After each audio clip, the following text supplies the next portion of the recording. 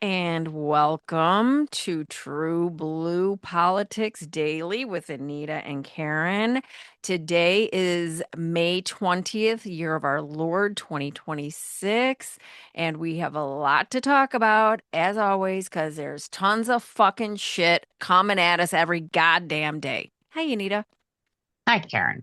But no, we're not going to talk about everything. We're going to talk about Not certain everything? things. Oh, No, not okay. everything, because that's impossible right now. Mm, In okay. normal times, there would be like one story and we'd Yeah. all be talking about it. But last night we had some elections, some primary elections, and Mm-hmm. I know a lot of people were hoping that Thomas Massey would win that primary mostly because, well, he voted to release the Epstein files, and he's really been pretty dogged about that. Mm-hmm. And he voted against the Iran war, or Mm-hmm. he voted for the War Powers War Act. Powers Act, Yeah. yes. So he's been a thorn in Donald Trump's side, and we always like that. We love that. Oh my gosh. Now There's they so yes, hot. It's hot. but they poured like I think it was $22 million into this congressional campaign, which is the most in history. So we like to see that. We like to see them having to spend their money. Yeah, we And do. the truth is, having the fact that if he was such a kingmaker, if he was such a powerhouse in the Republican Party, he Hmm. wouldn't have to be doing that. There are definitely some schisms, and I think this election showed that. Even though Thomas Massey didn't win, we know the party is still divided. Thomas Massey got 45%, to I think it was 55, of course, 55% for God, what was his name? I don't even know his name. Ralph Alvarado. No, that wasn't him. No, I'm looking at No, this. I'm looking at the no, that's stats not right his here. name. It's not his name. Oh, okay. Well, I'm looking at the Kentucky U.S. House sixth primary. No, It's not. No, it's that's not him. Oh, no, okay. it's not him. It starts with a G, Oh, okay. and I he's don't know. a Marine, former Okay. Marine. So that's who he lost to? He lost to this guy, and like I said, they poured tons of money in there. They sent, Oh, sorry. You're right. Yeah, yeah, yeah. So hold on. I got it. Navy SEAL Ed Galrine. yeah, Mm-hmm. that's I don't know where you got that Ralph Alvarado. Well, it's I don't know. It's the Chiron that they had up, the video. I don't know. I don't know. And they Anyway, had anyway, they had Massey on here. I don't get it. Okay. it Go had. ahead. Go ahead. You like Okay. Thomas Massey, don't you? I don't.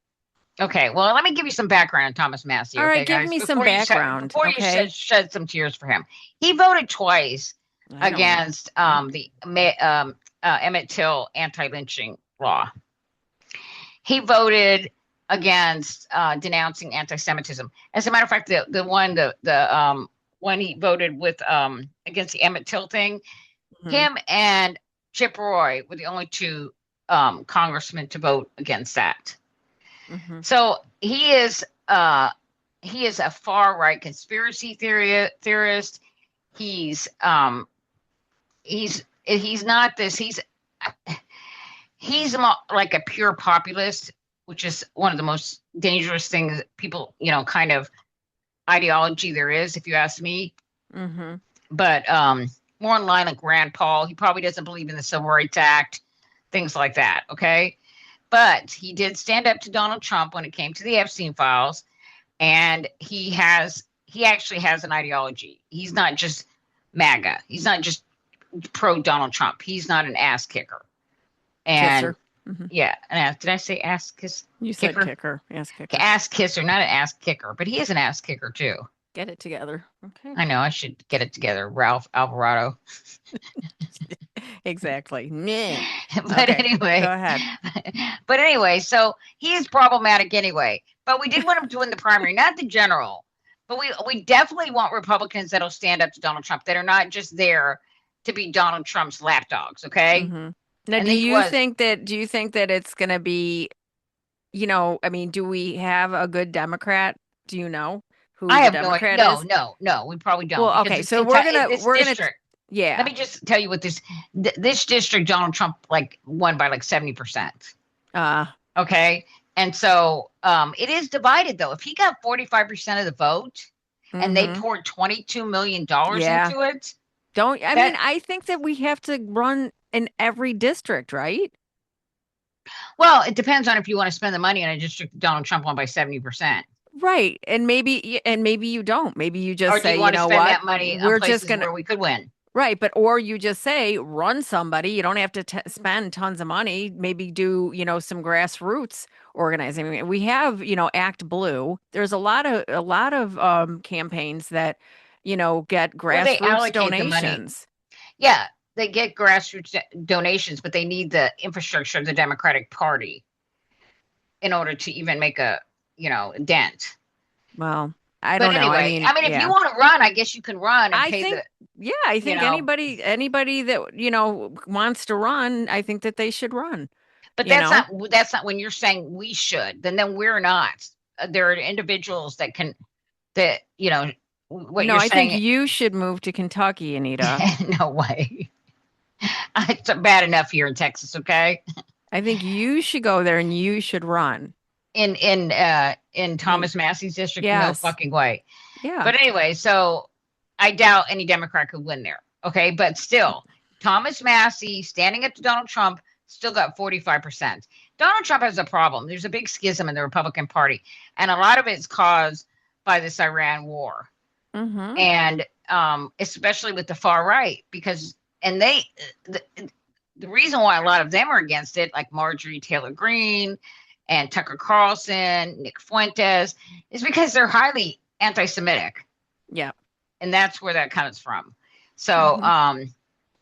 I and just they think if not now, when? Because people are so pissed off. Like we were talking about yesterday. People that didn't do politics, never really comment on anything or whatever, that are now they're drawing the line for, the suffering to Donald Trump specifically. Why not?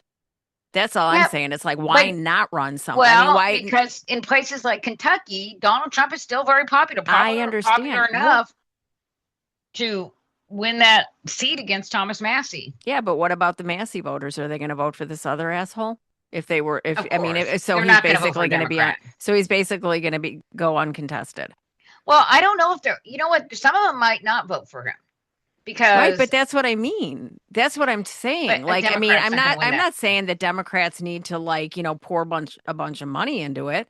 But I mean, we keep talking about how we need to do things differently and take advantage of the moment. Why not? Why Well, not have somebody run? Maybe you're not, again, maybe you're not going to have the biggest budget or whatever, but you have the attention of people in that district that, yeah, okay, Trump won it, but there a lot has we're happened not since stopping then. anybody who wants to run in that district. I know. I'm not, I don't even know why we're arguing about this, Okay, Anita. but we're Okay, not this is my stopping anybody. opinion. But I know, Yeah. but when you say we should, like the Democratic Party No, should, no, no, no. I'm that saying, means no, I'm not pouring money saying, into it. yeah, that's not what I'm suggesting. I'm suggesting somebody That should people run get as out a there. Democrat. If you live in the district of Mm-hmm. Thomas Massey in Kentucky, bumfuck Kentucky, Mm-hmm. I'm sorry, but will you run for office, please, as a Democrat? Yeah. That's what I'm saying. That's what That's we're what I'm, saying. that, well, That's what we're that's what saying. I'm saying. But So I that's don't know different why than you're saying, arguing against well, I'm me. not. I'm not. I'm just saying to clarify it. When you say we should, like the Mm-hmm. Democrats should, we're not. The Democratic Party isn't stopping people who want to run for office, of course, but it's Well, tough. You sometimes, can't, yeah, sometimes it's they, tough to do. It yeah. really is. It costs money. Mm-hmm. Anyway, so let's move on. But anyway, so he's a terrible person. Mm-hmm. He's an anti Semitic conspiracy theorist Mm-hmm. and probably racist. And, Most definitely a most racist. well, he voted against the Emmett Till anti-lynching law, and we know Chip Roy's a racist, so I'm Mm-hmm. sure birds of a feather. Mm-hmm. But anyway, so he did lose, and I wanted him to win just because like I said, it's nice. I'd like to see some who are not just bootlickers for Donald Trump in the Right. Republican Congress. Yes. Anyway, so he didn't make a speech. Do you want to play that speech? No. Go Okay. ahead, please. All He right. made a speech. It was interesting. It kind of took aim at the Trump administration. So go ahead. Okay.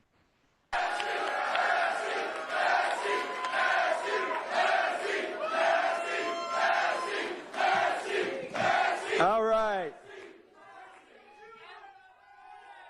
Listen. I would have come out sooner, but I had to call my opponent and concede, and it took a while to find Ed Galrein in Tel Aviv.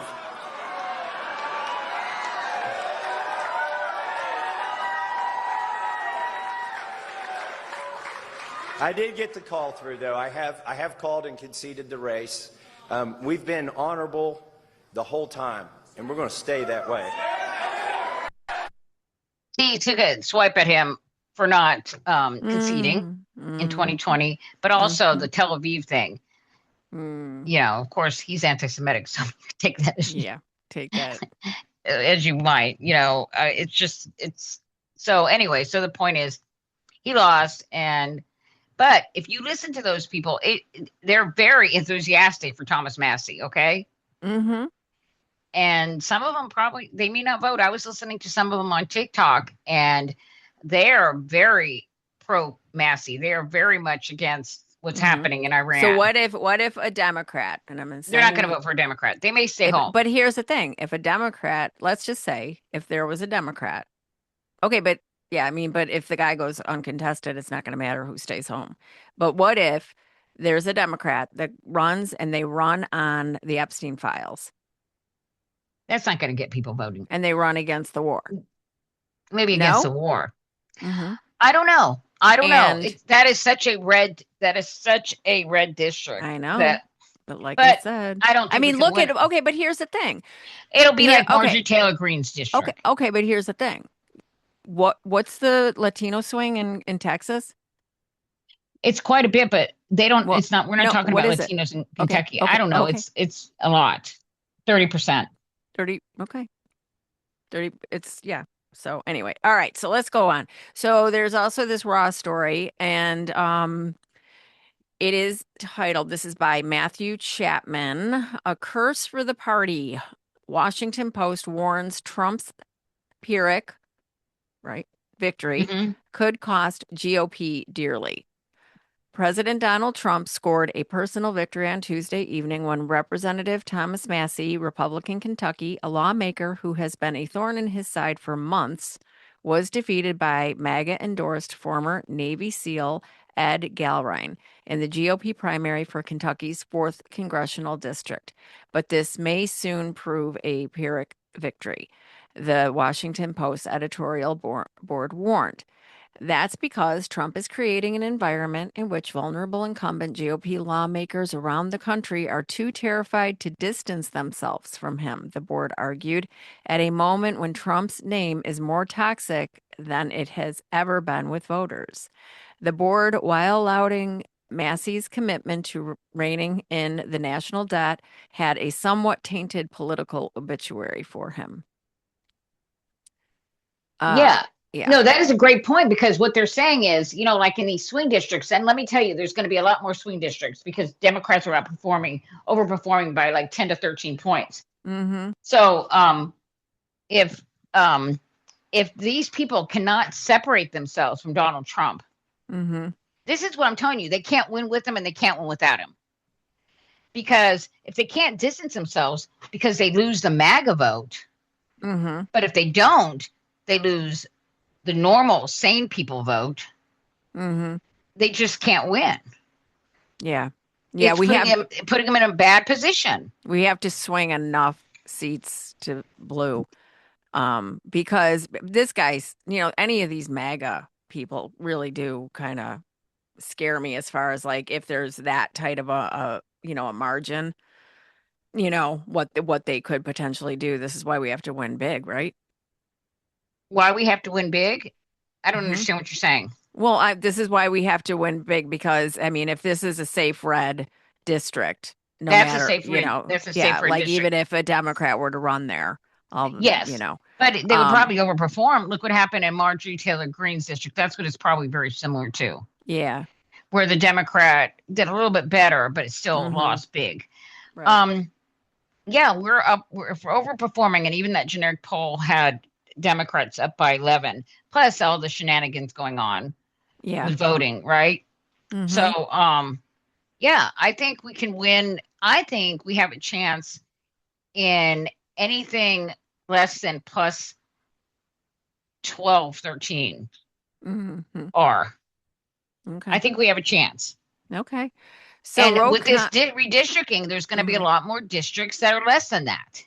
Yeah. Yeah. So Ro Khanna posted on Twitter, my good friend Rep Thomas Massey lost tonight. He lost because he had the guts to stand up to the Epstein class and against the war. He won voters under 45 by 30 points.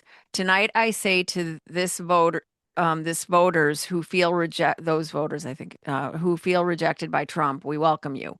Join our coalition to take a rotten system and stand for the working class over the Epstein class. We will build a movement to stand for Team America. So I'm going to go ahead and play this clip. It seems to want to buffer, though. Hold on one second. Is that of Ro Khanna? Yeah, this is Ro Khanna. My good friend Thomas Massey lost tonight. I'm angered by the smears on his character. He lost because he had the guts to take on the Epstein class.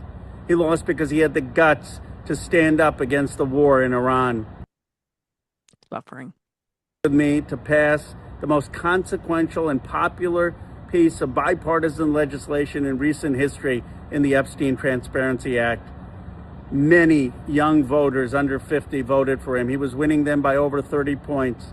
And today I say you may not have a home in the Trump coalition, but there is a new generation of populist Democrats, and we welcome you to help us change this country, change the rotten system, and have a politics that puts the working class ahead of the Epstein class.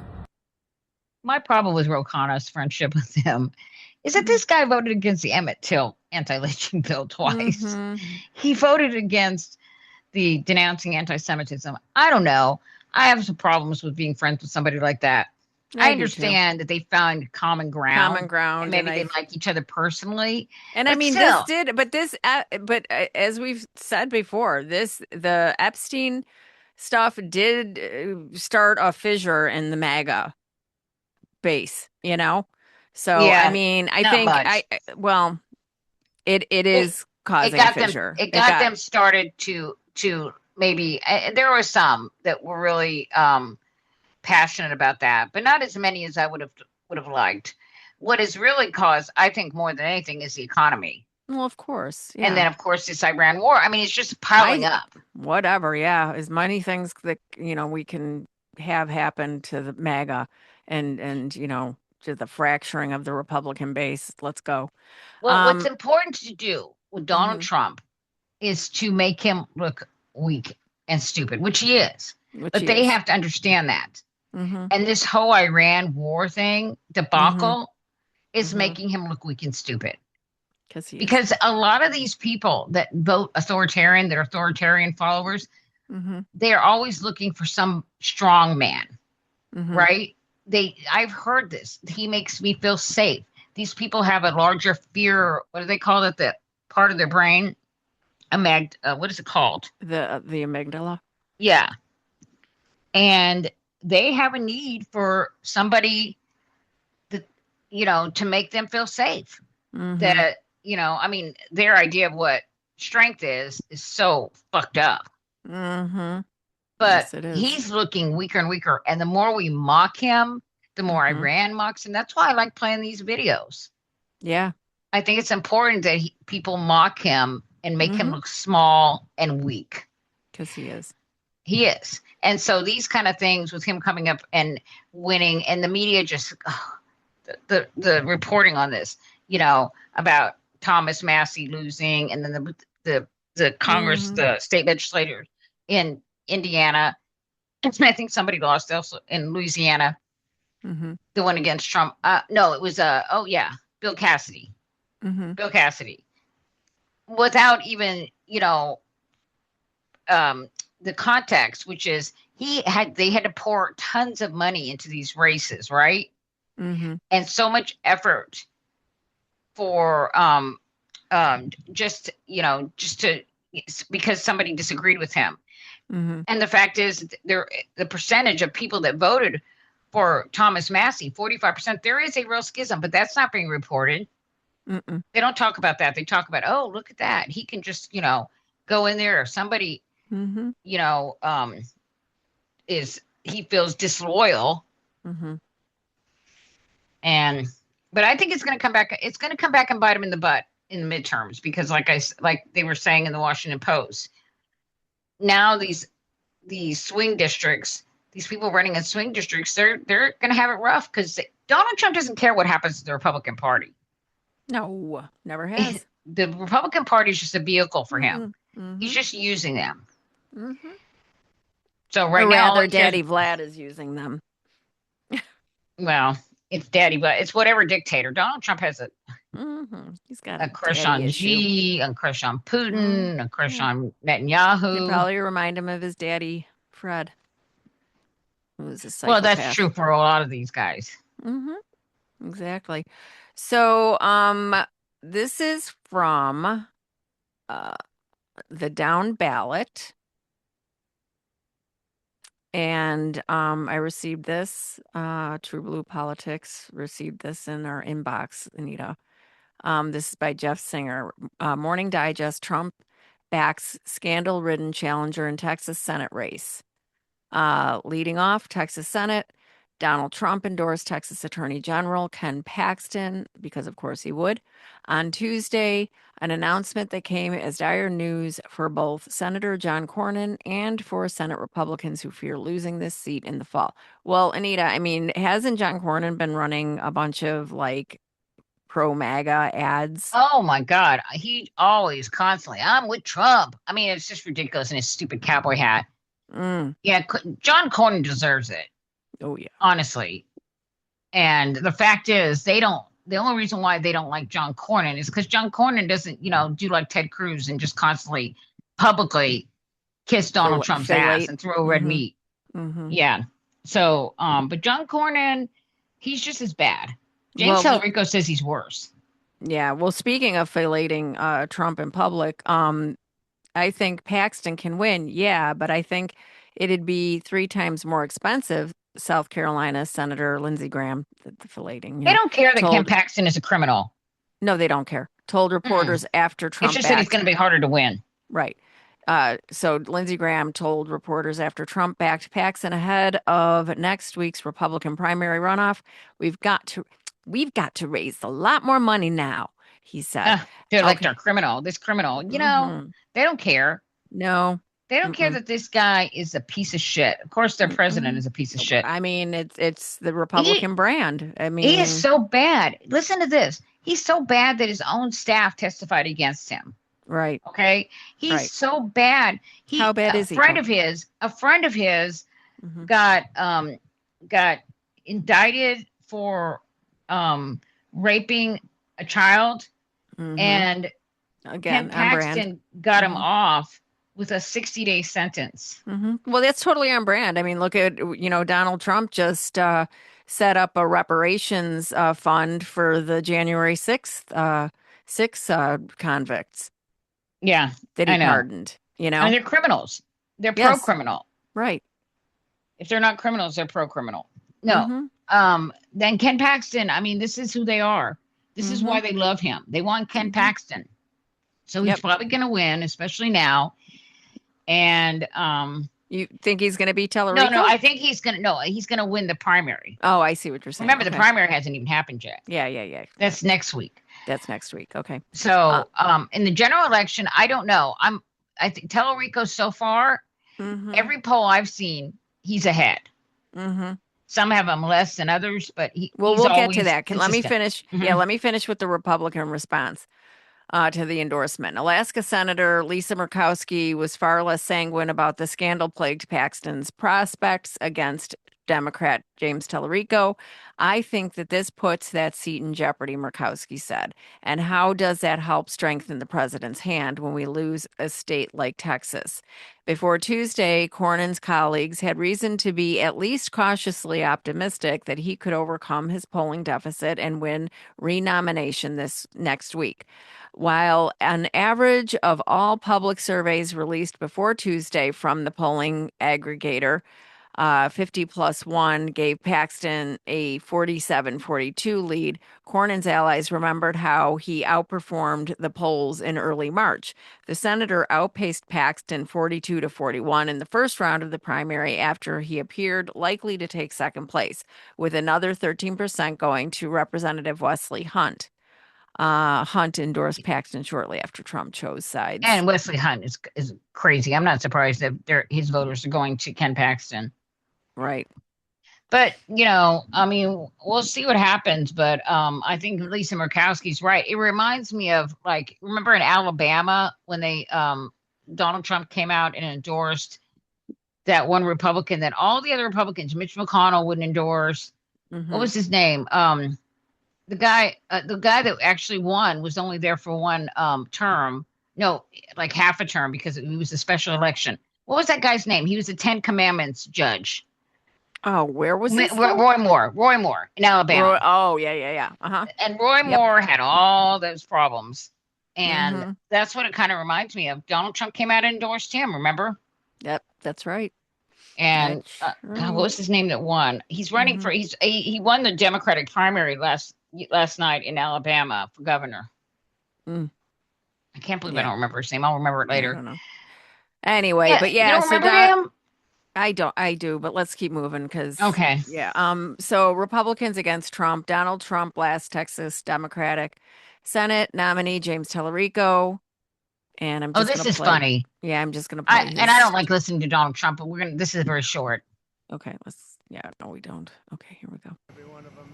Hold on. We have a great candidate. Can hear it. Texas. I know it's not And I very believe loud the Texas candidate who's because Jackson, there's I think he'll win.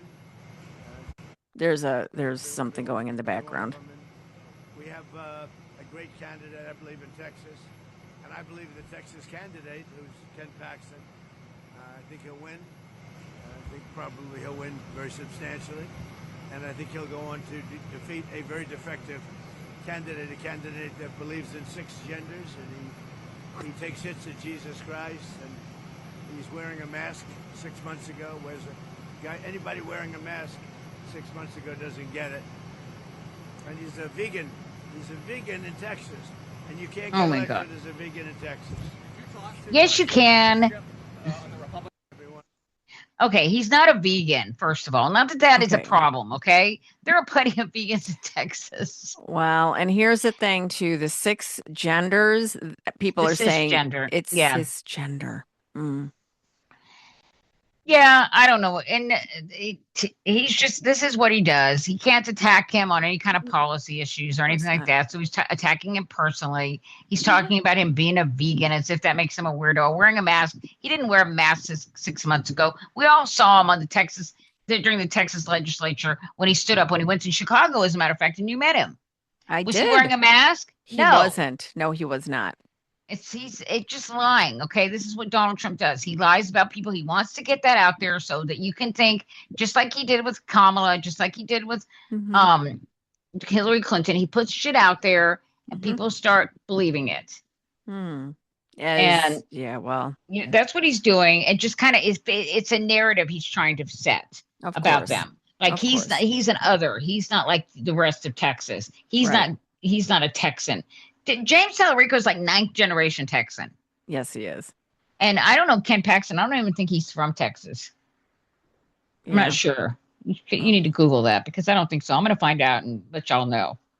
But and so here we have the numbers out of Texas via @forecaster Enton. So that's Harry Enton, right? From CNN. So I'm going to go ahead and play this clip. Happened. And then came the Truth Social post.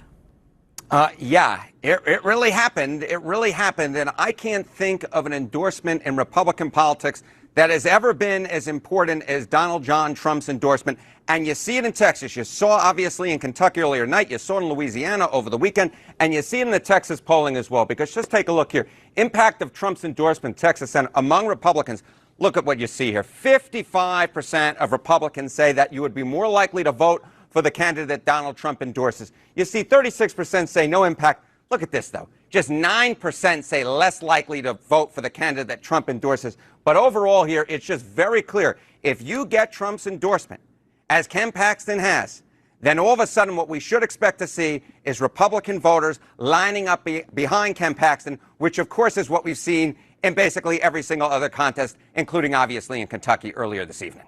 But with Lisa Murkowski's comment there, she said, how does it help the president if we ended up losing Texas?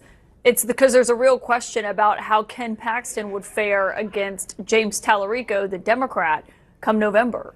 Yeah, okay. So I think it's so important to note that you have one world, one galaxy in which you have the Republican primary electorate, and then you have a completely other galaxy, which is the general electorate.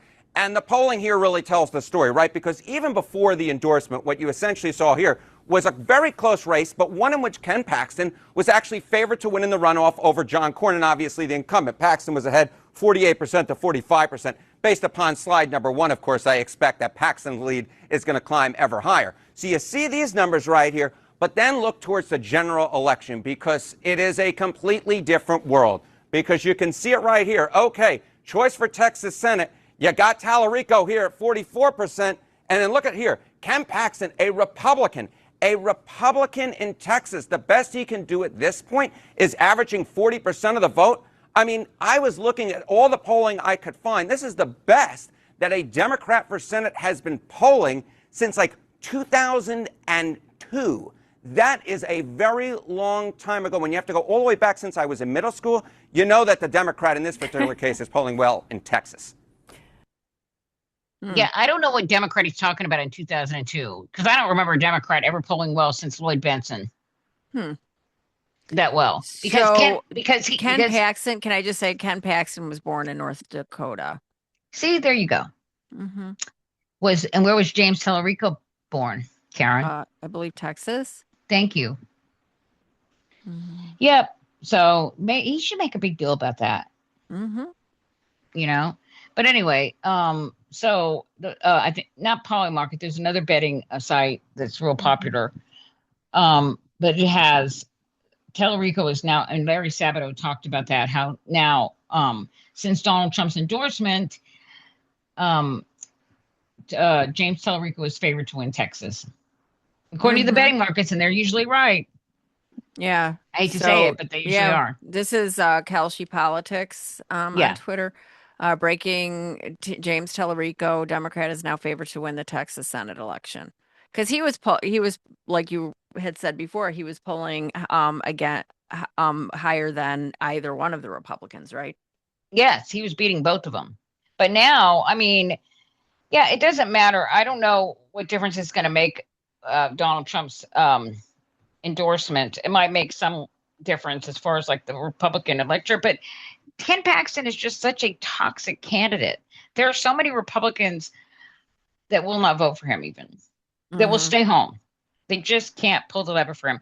Now, there's going to be, just like with against Thomas Massie or against Bill Cassidy, there's going to be some Republicans that are going to be loyal and do whatever Donald Trump tells them. But do you think the Latinos that you were talking about, do you think that they're going to vote for James Tallarico? Oh, absolutely. They're not going to vote for Ken Paxton. They're not going to vote for Ken Paxton. Okay. James Tallarico is going to win the Latino vote for sure by a large margin. Good. Especially in South Texas, which is where they were counting on getting Republican votes. Yep.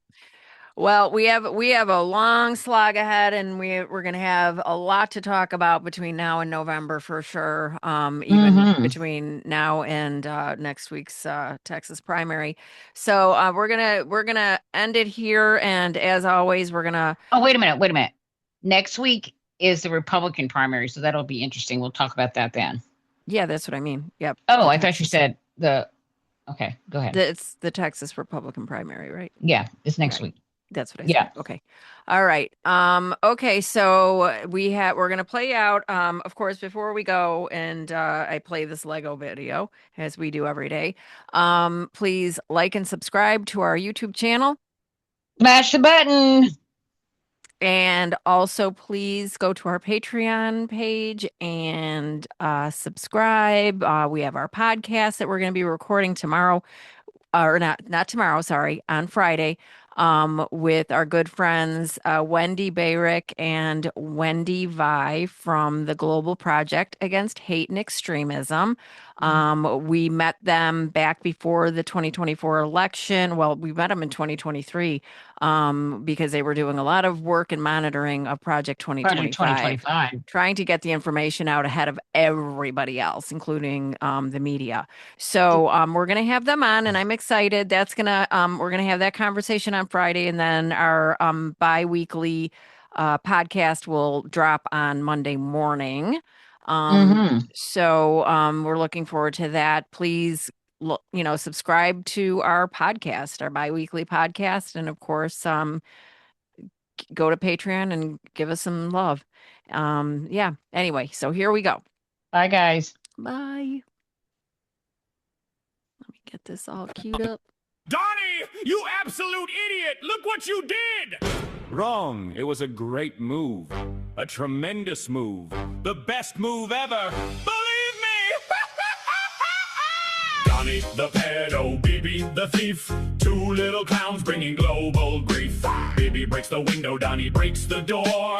Pat and Matt are running the global war.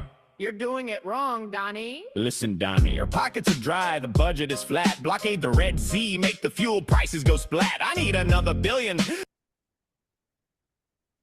Go tell the taxpayers to empty their bank. Hold on, Bibi, I have a massive, beautiful brain. I'll fix the pump prices, I'll stop the economic rain. I went to Beijing, told them, give me the oil, okay? But they laughed in my face, threw my deal away. Oh, come on, they were so mean to me, so mean. Now gas is $5, isn't that a beautiful price? No, you total pig, Donnie. $5, that's for our own guys. Our rent is paying pennies while our whole empire dies. You're supposed to rob them, not the citizens on our street. You just ruined the beat, you double-brained piece of meat. Donnie the pedo, Bibi the thief. Two little clowns bringing global grief. Bibi breaks the window, Donnie breaks the door.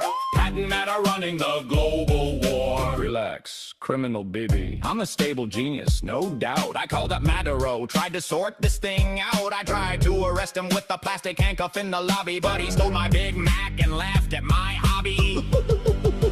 Oh my God, Donnie, you are a walking disaster zone. I told you to follow the APAC script on your phone. I'm safing for $1 billion completely down the drain, and you're still losing to a Houthi crane. The supply chain is ghosted, the dollar is sick. Fix it right now, do a magical trick. I'll print more money, 1 trillion bills with my face.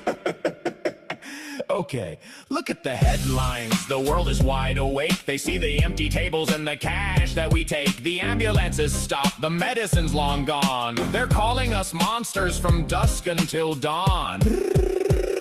Who cares about medicine? Look at my hair, it's grand. I'm the finest orange boy in all of the land. Let's blame it on Biden or Kamala's silly laugh while we run to Florida and seal the other half. Florida lords won't save your Epstein crew. The tank is totally empty, and the joke is on you. Donnie, which wire do I cut? The red or the blue? Cut the orange one, it matches my shoe. There is no orange wire, you pedo clown! Then just slam the big red button, let's shut it down! Donnie the pedo, Bibi the thief. Two little clowns bringing global grief. Bibi breaks the window, Donnie breaks the door. Pat and Matt are running the global war. Donnie the pedo, Donnie the pedo. Two little clowns bringing global grief. Bibi breaks the window, Donnie breaks the door. Pat and Matt are running the global war. Wow, that didn't go as planned. But honestly, beautiful explosion.